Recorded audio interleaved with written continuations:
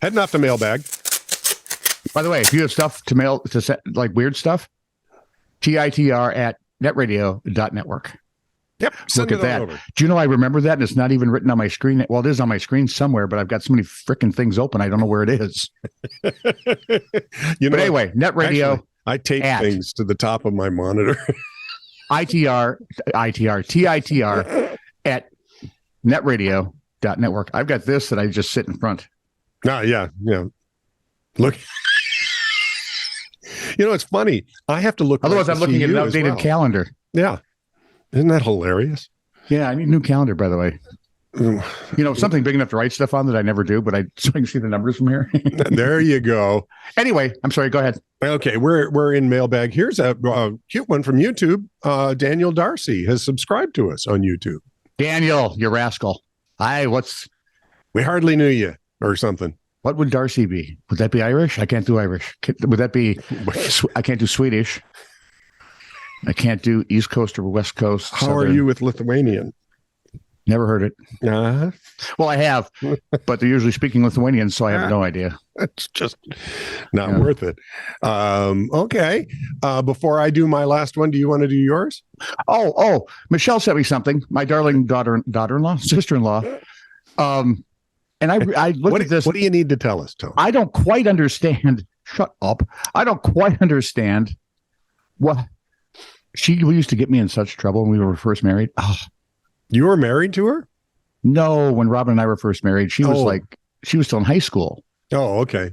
And we would chat. And if you ever met Michelle, she carries herself much older. Well, not now. Now she seems much younger. Very weird. I would agree with you. But she carried herself much older. Yep. And we would chat. And sometimes I would tell her jokes and I forgot who she was. I bought her a beer. I tried to buy her a beer once. And she said, I can't yet. Oh, yeah, right. Sorry. And it was thoroughly unintentional. Anyway, and then whenever I told her a great joke, she'd laugh and tell someone older who shouldn't have heard it that, hey, you hear what Tony told me? Oh, okay. Oh. And then my life sucks. And then your wife would say this, Tony. Yeah. No, that'd be grandma. No, there we go. That's worse. So have you ever heard of Bored Panda? I don't know what they are. They're a website. boredpanda.com. Anyway, someone on Reddit sent this to them. Okay. And I'm just going to read you because they were polite enough to include the actual thing. Okay. Okay. So on Reddit. So this friend of mine, and it's Reddit's got something for everyone. This is the wedding shaming community. Oh, who the hell knew there was one? So this friend I made in university and I were once very close until she got engaged 2 years ago and cut off all her single friends because she was, quote, I'm too good for single friends and can only now have engaged or married friends, according to her. Laugh out loud. So I haven't spoken to her in 2 years, but that's, I gotten over it. Thing to say. There are some people that do that, though. I've never actually known any, but I've heard other stories. Whatever. It goes on. I get an email today that I thought was spam, but I opened it. Turns out it was a wedding invitation. Not a personal wedding invitation from her, the lady that had cut them off 2 years ago, but from her coordinator inviting me to their wedding. And at the very bottom of the invite was a bill. $400 for venue, $150 for meal. I know this varies around the world. But where I am from, the bride and groom, or maybe their family pays for the venue and the food, not random people you haven't talked to in 2 years. Said 20 people in total were invited. You could see all the emails and the sent to, right? So I guess she's pretty much only inviting us to help pay a cost. Yep. I would never have had the balls to do that to someone, especially after telling them we can't be friends because you're not engaged and I can't have single friends. And no, I'm not the kind of friend that parties or drinks. She cut off any friends that wasn't engaged or married. And I now know what they mean when they say weddings bring out the worst in people. Right? Am I just old and out of it? But that's rude. Freaking bizarre. That would be worthy of some of the health and wealth prosperity preacher types. Name it and claim it. It's blab it and grab it is what is that what it is now? No, but it is in my head. Remember, God does not want poor Christians. Because that's pretty high on his list. If you're not wealthy, God's pretty upset. As you read scripture, the one thing through the whole of scripture is Jesus Christ. No, not that. It's Don't be poor. If you're poor, you're not a Christian. Here we go. Right. So the update, right? The author sends an update about the whole thing. Okay, I declined. The bride messaged asking why. Because we're not friends anymore. I just said it's impossible to finance that, and she didn't say anything.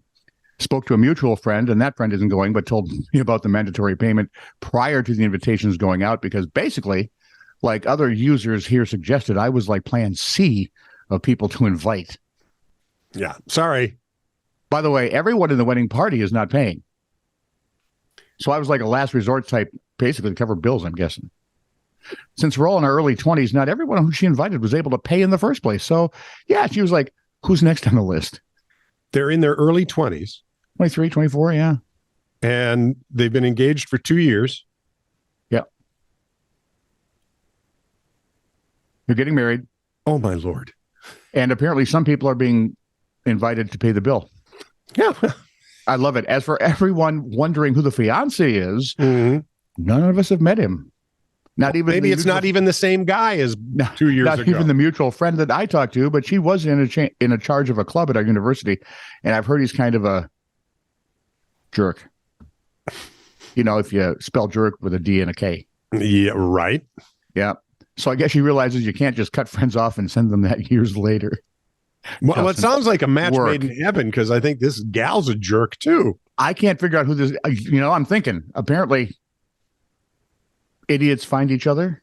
Well, oh yeah, jerks find each other. Again, look at us.